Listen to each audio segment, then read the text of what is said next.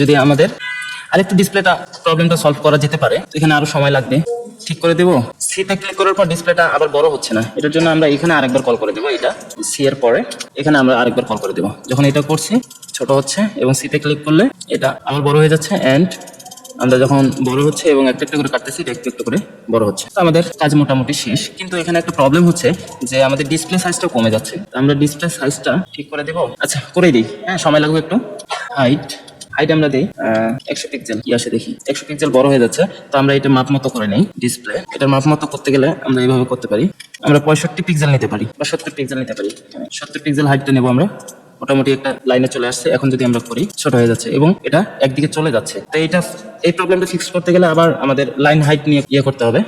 তো আমরা করি। হ্যাঁ, সময় লাগুক। লাইন হাইট আমরা দিই 50 পিক্সেল। ইনিশিয়াল অবস্থায় 50 পিক্সেল রাখবে। 40 পিক্সেল দেওয়া আছে, আমরা একটু বাড়াই।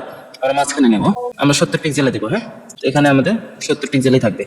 তাইলে ঠিক আছে। তাহলে এখানে স্ক্রিপ্টটা আরেকটু পরিবর্তন করতে হবে। এখানে আমাদের লিখতে হবে let line height line height is equal to আমরা 70 নিলাম এবং display dot style dot line height is equal to আগের মতোই লাইন হাইট প্লাস আমরা পিক্সেল করবো এবং এইটা আমরা line height is equal to line height into display dot line height divided display dot scroll height এবং আমরা এখানে আরেকবার শো করে দেবো display dot style dot line height is equal to line height plus pixel. এখন দেখেন মোটামুটি কাজ করছে। দেখেন এখন কিন্তু আর এই প্রবলেমটা হচ্ছে না। আগে যে প্রবলেমটা ছিল এই প্রবলেমটা হচ্ছে না, এটা ছোট হয়ে যাচ্ছে মাঝখান থেকে। যারা ভিডিওটি দেখে বুঝেন নাই তারা অবশ্যই আরেকবার দেখবেন, অবশ্যই বুঝে যাবেন কি কি কাজ করা হয়েছে। বারবার দেখবেন, সমস্যা নাই, আপনি বুঝে যাবেন। তারপরে কোনো যদি প্রশ্ন থাকে আপনাদের অবশ্যই আমাকে করবেন, আমি প্রশ্নটার উত্তর দেওয়ার চেষ্টা করবো ইনশাআল্লাহ। আমি ধরে নিচ্ছি আমাদের ক্যালকুলেটর মোটামুটি কাজ শেষ।